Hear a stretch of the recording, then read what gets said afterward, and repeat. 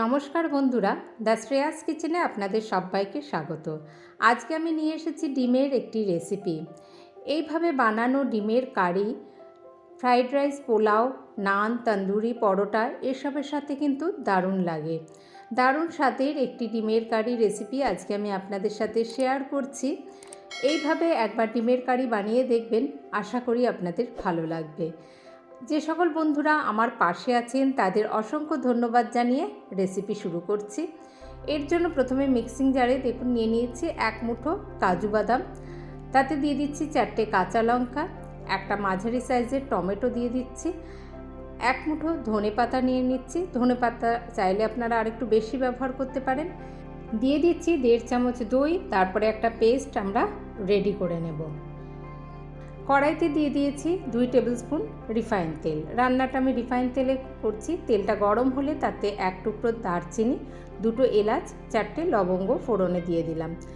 কয়েক সেকেন্ড হালকা নাড়াচাড়া করে নিলাম। এতে যখন বেশ সুন্দর গন্ধ বেরিয়ে এলো তখন এখানে দিয়ে দিচ্ছি একটা বড় সাইজের পেঁয়াজ, আমি কুচিয়ে নিয়ে দিয়ে দিচ্ছি। একটু মিহি করে কুচিয়ে নিয়েছি পেঁয়াজটা। এবার পেঁয়াজটাকে ভালো করে একটু ভেজে নেব। এর কালারটা হালকা গোলাপি হয়ে আসা অবধি কিন্তু এটাকে আমরা ভেজে নেব। দেখুন এই যে পেঁয়াজটা ভাজতে ভাজতে এর কিন্তু রঙটা হালকা গোলাপি হয়ে এসেছে।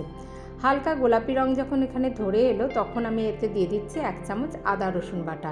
এবার আদা রসুন বাটাটাকেও আমরা ভালো করে কষিয়ে নেব এর কাঁচা গন্ধ চলে যাওয়া অবধি। এর ফলে পেঁয়াজটাও কিন্তু এর সাথে আরও একটু ভাজা হয়ে গেল। এবার আমরা যে পেস্ট আমরা বানিয়ে রেখেছি সেই পেস্ট এখানে দিয়ে দিচ্ছি। এখানে একবারে আমরা সব মিশিয়ে বেটে নিয়েছি। এবার আমরা খুব ভালো করে এই পেস্ট কষিয়ে নেব। এখানে যেহেতু একটু কাজু বাদাম রয়েছে তাই এটাকে কিন্তু খুন্তি দিয়ে সমানে নাড়তে হবে, তা নাহলে একটু লেগে যেতে পারে। এভাবে দেখুন মশলাটা কষাতে কষাতে আস্তে আস্তে একটু ঘন হয়ে আসবে এবং হালকা তেল ছাড়তে সাইডে শুরু করে দেবে। এইভাবে দেখুন ভালো করে মশলাটা আমরা কষিয়ে নিচ্ছি। বেশ খানিকক্ষণ একটু কষিয়ে নিচ্ছি। এই যে তেল ছাড়তে শুরু করেছে। এবারে এখানে আমি দিয়ে দিচ্ছি 1/2 চামচ হলুদ গুঁড়ো, দিয়ে দিচ্ছি আন্দাজ মতো নুন, দিয়ে দিচ্ছি ধনে গুঁড়ো 1 চামচ, জিরে গুঁড়ো দিয়ে দিচ্ছি 1/2 চামচ, গোলমরিচ গুঁড়ো এখানে আমি ব্যবহার করেছি, দিয়ে দিচ্ছি 1/2 চামচ, আর গরম মশলার গুঁড়োও দিয়ে দিচ্ছি 1/2 চামচ।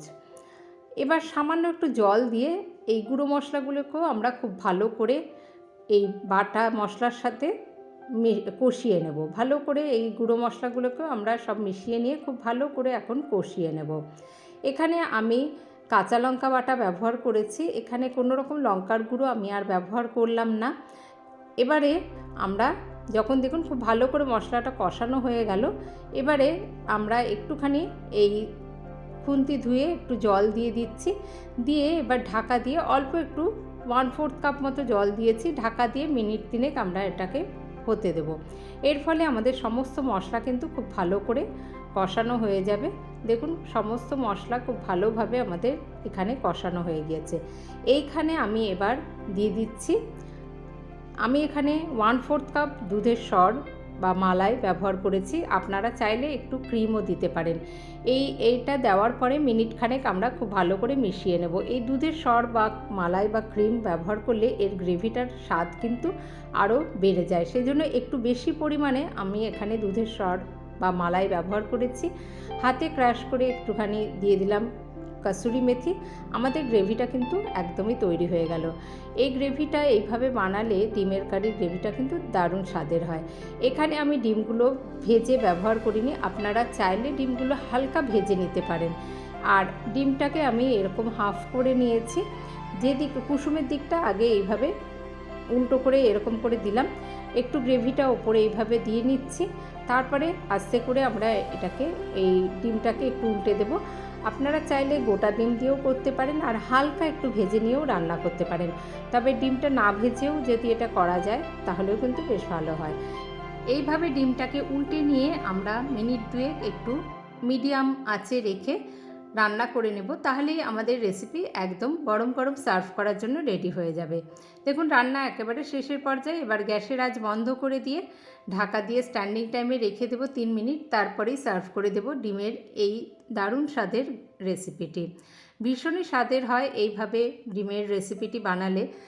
ফ্রাইড রাইস, পোলাও, নান, তন্দুরি এসবের সাথে কিন্তু ডিমের কারি এইভাবে বানিয়ে নিতে পারেন, তাহলে খেতে কিন্তু অসাধারণ হয়। এর গ্রেভিটা কিন্তু ভীষণই মালাইদার একটা গ্রেভি তৈরি হয় আর স্বাদ হয় অসাধারণ।